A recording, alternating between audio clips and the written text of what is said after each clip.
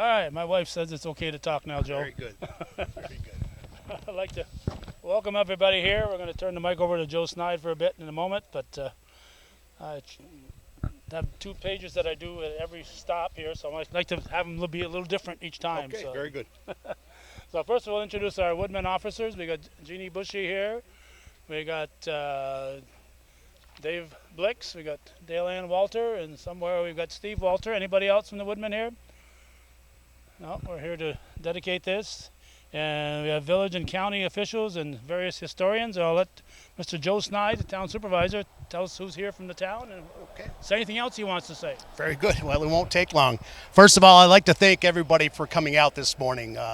This is a very special event. I'd like to thank Jeannie and her crew for getting this established. I'd like to thank Francis Perrier, county legislator, Christina, town historian, for doing an excellent job, and everybody else.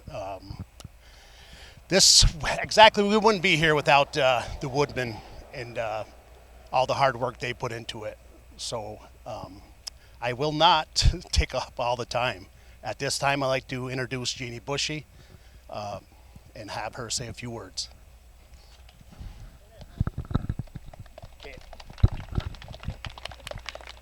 Hi, I just welcome, and I'm so glad to see this a great turnout. Thank you to our town board members, Kevin Giro, Joe Snide. This is exciting. I love working with woodmen. We do so many things throughout the whole community, and Calvin got this going, and I'm so happy to be a part of it. And again, thank you for being here. Jerry Spinner for bringing his replica, Fred Barcombe for bringing all of his memorabilia and the stories he's got to tell us, Marie Bolris, Christina's put a lot of work into this, and it's a beautiful day. Just hope you enjoy all of the dedications throughout the county. Is it always this warm in Altona? My gosh. It's September 27th, and we're starting to melt here. Before I go too far, I want to thank, if you get the Sun newspaper, the weekly Sun newspaper, there's a very nice article by Kim Deedham in there today, and yesterday's paper came, and so if you get a chance to pick up the Sun, there's a very nice article about this whole event. We're hoping that the 7 markers that we are dedicating today will help us all to remember and appreciate our shared heritage and history. We want to thank the woodmen, of course, for their generous contribution of these 7 historic markers: Cherubusco, Ellenburg Depot, Altona, Moores Forks, Mowers, Champlain Village, and Rouse's Point. We're here to commemorate the opening of this railroad that will connect the Great Lakes to Lake Champlain and beyond.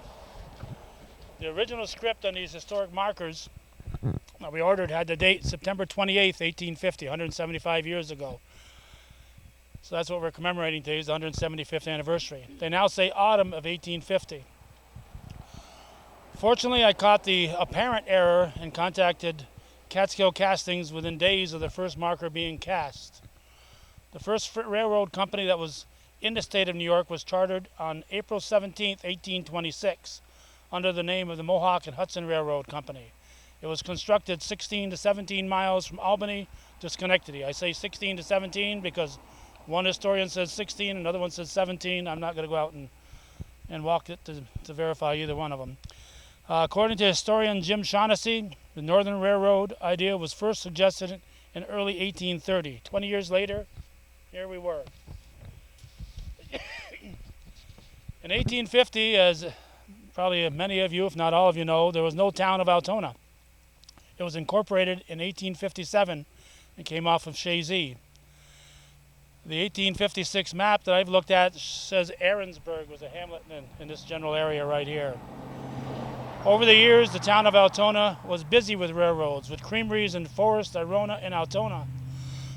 I'm guessing that a lot of blueberries also made their way from here to Boston in the 1900s via the railroad. The idea of the Northern Railroad was to connect the Great Lakes to Lake Champlain. Boston and New England capitalists saw the great advantage that their area could derive from this venture, opening to them the undeveloped wealth of the Northern New York, that's us, the wealthy Northern New Yorkers, together with the rich grain-producing regions of the West throughout the Great Lakes. Meanwhile, railroad meetings were held in St. Lawrence, Franklin, and Clinton counties, and the citizens took hold of this matter enthusiastically. It's certain that the Lake Champlain terminus of the road would be in Plattsburgh. The route they envisioned was Plattsburgh to West Chazy, over the Flat Rock, and into Ellenburg and Busko. In 1846, a grand railroad convention was held in Malone. Reportedly 1,000 delegates were present. The Plattsburgh capitalists blindly trusted that Plattsburgh would be the point where the railroad would meet Lake Champlain. This belief was cunningly fostered by the Eastern capitalists, who were the prime movers of this enterprise from the very beginning. So they were pulling the wool over the New Yorkers' eyes at this point. Louder. Okay. Somebody stop the traffic. That would help greatly. Just too busy here in downtown Altona. The route showed that the road coming from Busko to Ellenburg Depot and onto the area we now known as Altona looked like it was on its way to Plattsburgh.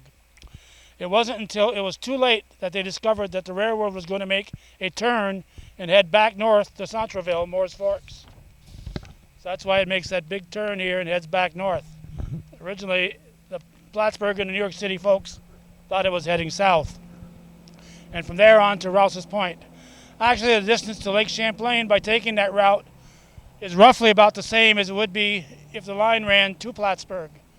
And with the flatter grade, the route made more sense for the locations of that early area. I'm a lifelong New York Yankees fan, but in this one instance, I'm glad Boston came out on top.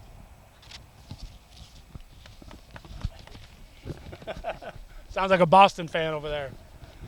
So with that, I know Jeannie said a few words. Your historian Christina Parker is going to say something. Gerald Spinner, I don't know if you're going to speak, Jerry, but Jerry's got that display here. And Fred Barcombe, a neighbor here, is going to talk after Christina. So I can stand by the sign if you do what we always do and hold the mic for me. I'll hold the mic for you. Calvin and I have done this a few times, Yes, so we have. let's see if he's pro today. We go back. We go back to We go back to my Battle of Plattsburgh days. the maple syrup days. Yeah. Thank you all for coming today. I'm Christina Parker. I'm the town historian. So thank you. This is a wonderful turnout. And thank you very much to Calvin Castine and all the Woodman Life, Chapter 462, for envisioning and really supporting this commemoration. As we stand here today, we're standing in the corner of Station Street, and I just want to take a moment to say how we all got here. We all arrived pretty much in our cars, separate cars. I did see people walk from the across the lawns here. Some of us probably had to use our smartphones to even get here. You know, check your navigation. How many of us gave a thought to the distance we would travel today as we followed the rail? So I'm not sure that we all standing here can truly appreciate what it would have felt like for the people of 1850 to have the rail line open here. Before Altona was even chartered as a town, the railroad made the area accessible. In a time when transportation was predominantly by foot, by horse, or by water, rail was revolutionary in speed, distance, and the ability to transport. The world was instantly smaller and faster than ever before when this railroad opened. Since the arrival of rail actually predates the formation of the town of Altona by about 7 years, the rail stop here, as Calvin mentioned, was first simply called the Sand Pit, then later Aaronsburg, before settling on the depot of Altona. Let the words of former Altona resident Robert Ray transport us back in time when locomotion was king. Let me quote him. "I shall never forget the time I saw the first railroad train which made the run over the Great Northern Railroad. I was a young barefoot lad on my way to Moore's. When I reached the crossing at that small village, I looked to my left and saw coming from Moore's Forks with great speed a noisy, whistling monster with a great cloud of black smoke curling from its stack. I was certain it was some kind of demon which dropped from the outer world and had come to destroy me and all my people. Terror seized me. I turned and ran with all my might back to my home about a mile away. It took Robert's poor parents quite some time to calm him down. So I'm not really sure we can all relate to that experience. But so I want to just mention briefly why we're all standing here today with this wonderful commemoration sign, looking at a replica of a train station instead of the real thing. In the 1950s, the Rutland Railway closed the depot here due to lack of foot traffic and the use of the automobile. The last agent, Mike McAllister, bought the station with the intention of moving it to his own property across the tracks. On the day of his planned move, he was very much aware of the regular train schedule, but he was unaware of a schedule change. Quote, as they swung around the curve at Altona, there was the end of the station sitting in the middle of the main line. The oncoming train that hit the station, causing great damage to both engine and the depot. With the debris going through the cab of the train windows, the crew escaped injury by laying on the floor. With that, the story of rail in Altona came to a rather dramatic end. So today we are here to recall not the end, but the beginnings. I hope that each of you have a chance to explore each stop along the railroad today as we remember a time when rail was vital in the North Country, probably more vital than we can even realize today. Thank you very much. For a while there, I thought she was reading a Stephen King novel there.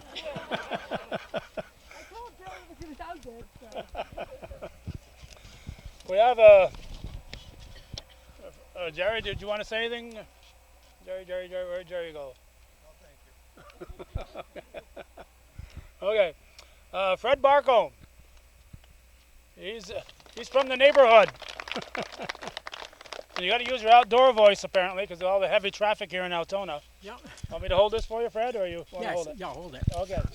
Yeah, I've been in this neighborhood now for 62 years. So, You were born here then. well, no, I was born in Alder Bend. No, I'm 87 now, so you know that. But first, I got interested in the railroad when we were going to school, and we used from Arona to Altona. Sometimes the bus would be side by side with the train, and then we'd have to stop, and then the train would get ahead of us.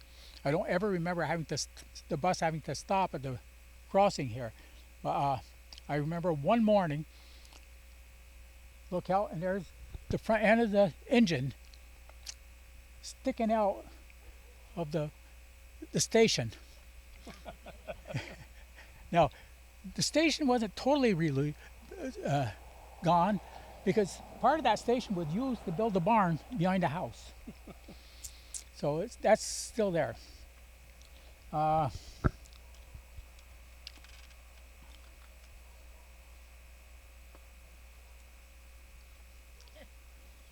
Later, the route of the bus had changed, so I didn't see that. But then a lot of times I visited when I say visited, I came to Altona with my mother and father, my brothers. My oldest brother loaded wood on the train here, right back here. And so that was interesting. And what was very interesting is when I come at night and see them loading up water right across the road here, and watching the things. I do have the wheel of the wheelbarrow that they had at the station. I still have it. It's right here. Anybody want to see it? I put it on a thing. So a lot of coal and iron ore. A lot of people don't realize that Altona was an iron ore area. I don't know where the iron ore come, if it came from Blind Mountain, which could have went to Chattagate and then here. But the iron ore was unloaded right here, in front of my house, and brought up to the river, and at the river there it was smelted. I also learned just yesterday That's after the iron ore was smelted. Some of that went to Horse Forks, and there was something done to it to make it stronger. Now, when I was a kid, and right behind Barbara's house where she was, my wife, I remember there was still pig iron, what they call pig iron, pieces of it still there. So that was, and I'm not sure where the iron ore came from, but I have my pet rock over here, and if anybody's interested in trying to pick it up, make sure you got a little bit of muscle. Nobody's going to steal it on you. When we first got married, this is going to tie in with what I'm going to talk about. Barb and I lived in a small trailer. We outgrew the trailer, and I was looking for a place. I had a lot that I was going to build a house on it, but came pregnant for the fourth kid, and it was time to find something.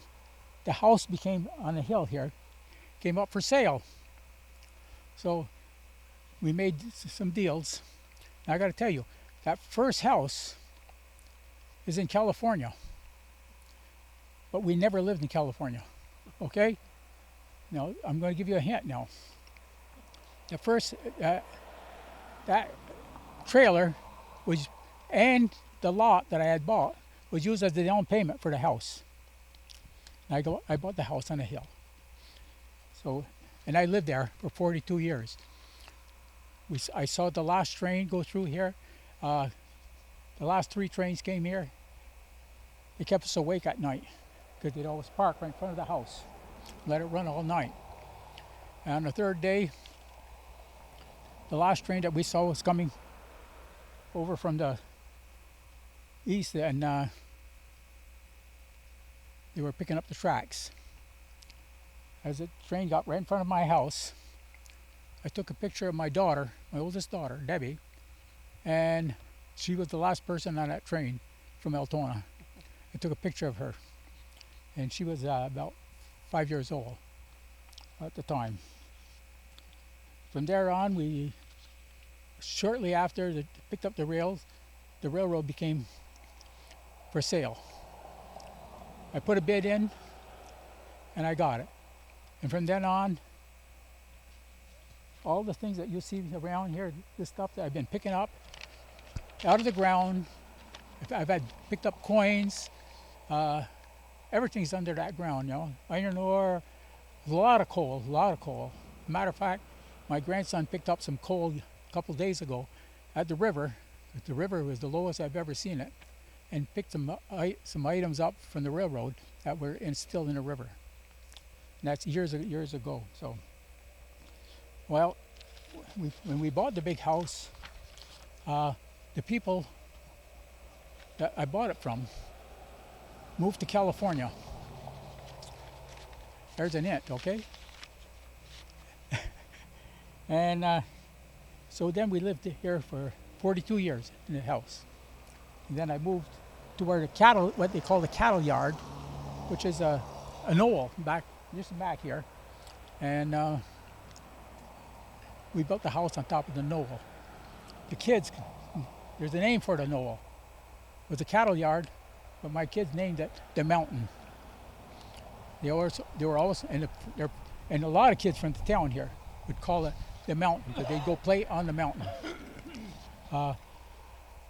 Pretty much then that was it, and you know, over the years, just keep finding things. I can in 10 minutes I can go out with somebody and then find an item out there underground. So that's the way it goes. Here we are now.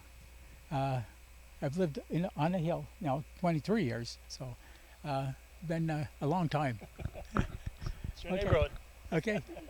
So anybody's interested, wants to go up to my house and see what I'm talking about, the side tracks that ran on the side, right through the house over here, the White House, right through the center of the house, in front of where my house is, right behind my daughter Jeannie's house.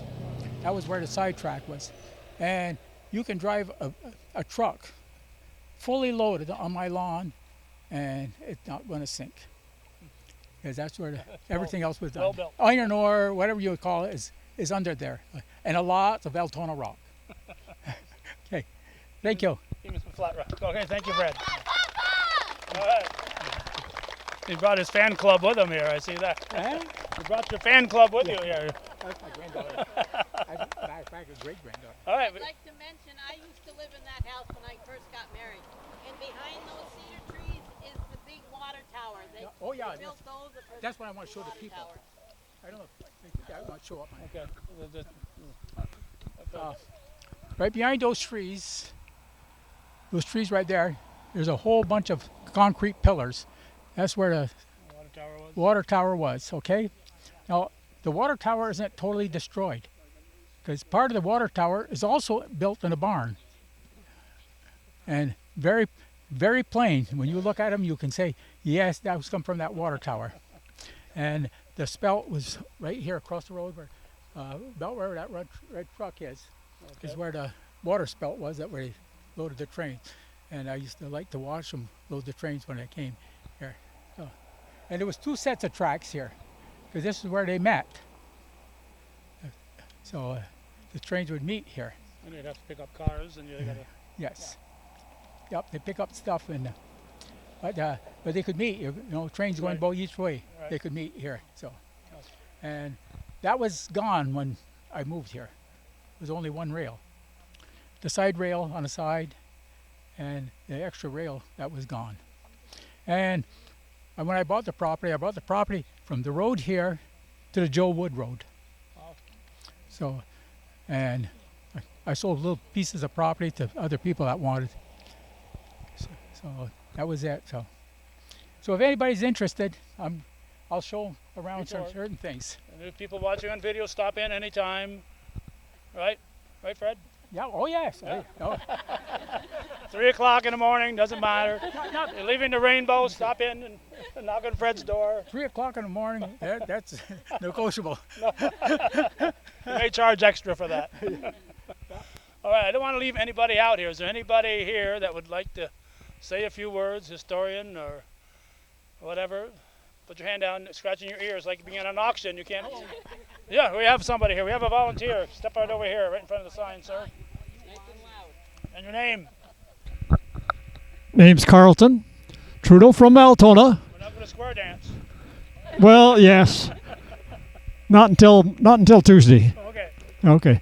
But anyway, back in a little while ago, when I was probably about 5 years old, and between 5 and 8, my mother at just the other side of town here would not have sent some of her mail, so I was allowed to come down to put the mail into some, because right about 150 feet from here was where the town hall was, the town thing for the where the trains.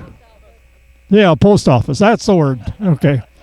So she told me, and it's almost like you make sure you do it, that when you got to you stop and look both ways before you cross that path. And I always learned that. So I was probably about 8 years old at the time. So she trusted me that much, but I never heard it every day that she wanted me down. She had to let me know that I had to stop and look both ways before I crossed the thing. Okay. It's a good habit to get into. Oh, there's more. For those that are interested, my brother lived right next to me. So he was just below the hill out there. And he came down when they were tearing this thing apart. And he got a whole bunch of those loads. So if you want to see some of the things that the trains traveled on, you'll see that right as you go across down here. And you'll see the wall that he made to play his position to the people next to him. Okay, so if you want to see what they had for things in there, you'll see all this, about 150 feet of some of the things he got here when they were tearing the things all apart. Okay, so it's right at the head of the hill here before you go out. All right, thank you, Carlton. Anybody else? Going once, going twice. Oh, sorry, you already talked. No, one more word. I want to thank Debbie Deal for offering her yard for us today. So really appreciate it. And following this, we do have refreshments back there. Okay. And when Fred was talking, it reminded way back when we started this with Dick Decos, he talked about putting coins on the railroad tracks and flattening them. They must have been rich up in Busco. I didn't mention it there, but he put quarters on there. We never put more than a penny on. But Dick Decos had bucks back then, I guess. So he'd put quarters on and let them flatten them those. So we're going to have the unveiling right now, the moment we've all been waiting for. Dave Blix is going to come over, and Daylan is going to come with him, and Jeannie, you're on both sides of the thing here. And Joe, we need people from the town. Any town officials want to do it? We got a pen, fill out this way. Yeah. All right. Kevin? There we go. Altona. The Northern Railroad was completed in the year 1850. The first train ran over the entire line, Ogdensburg to Rouse's Point, in the autumn. Presented in 2025 by Woodman Life, Chapter 462. It's really Castine really does a beautiful job, so they really look nice. So that's going to wrap it up. We appreciate everybody showing up. A beautiful turnout here. Thank you.